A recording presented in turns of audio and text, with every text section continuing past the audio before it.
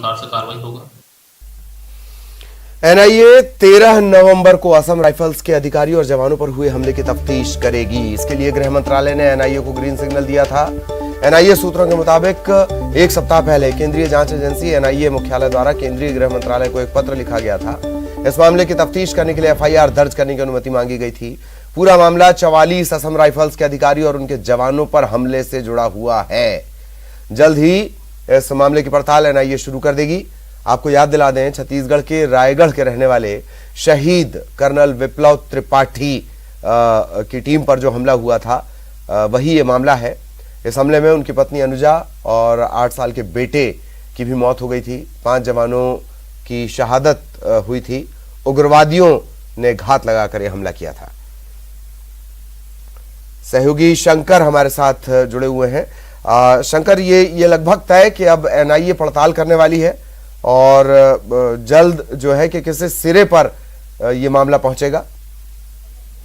जी ललित, इस मामले पर केंद्रीय जांच एजेंसी एनआईए को ग्रीन सिग्नल मिल गया है कि एनआईए अब इस मामले में एफआईआर रजिस्टर करे और इस मामले की आगे तफ्तीश करे, और इसकी अनुमति केंद्रीय गृह मंत्रालय के द्वारा उसे प्रदान की गई है। इस मामले में एनआईए के द्वारा गृह मंत्रालय को पिछले एक सप्ताह पहले एक खत लिखा गया था और इस मामले में आगे तफ्तीश करने की अनुमति मांगी गई थी। और जिस तरह से अगर इस पूरे मामले की अगर बात करें तो इस मामले में उग्रवादी संगठन पीपुल्स लिबरेशन आर्मी यानी कि पीएलए और मणिपुर नागा पीपुल्स फ्रंट की जो उग्रवादी हैं यानी कि पीएमपीएफ जो संगठन है, इस संगठनों के द्वारा ये इसको स्वीकारा गया था, कबूला गया था कि उसने ही इस हत्याकांड को अंजाम दिया है।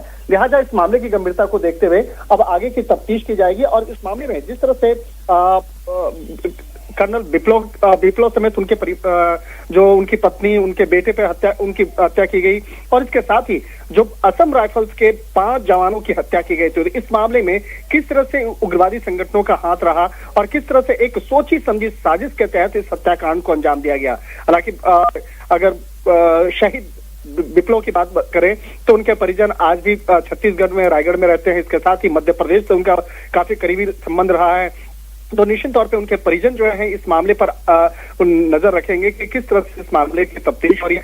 और जिस तरह से अगर मामले की बात करें तो केंद्रीय जांच एजेंसी एनआईए उन तमाम उग्रवादी संगठनों के खिलाफ काम करेगी जिन संगठनों ने इस हत्याकांड के मामले पे अपने आप को कबूला था कि उसने इस हत्याकांड को अंजाम दिया है। और इस मामले में कुछ सरकारी मुलाजिम के खिलाफ भी आगे तफ्तीश की जा सकती है, क्योंकि यहाँ पर एक जो शुरुआती तौर पर इनपुट्स मिले थे कि कुछ विशेष इनपुट्स उन उग्रवादी संगठन को दिया गया था, लेकिन वो कौन इनपुट दे रहा था, इन तमाम मामलों पर आगे विस्तार से तफ्तीश की जाएगी।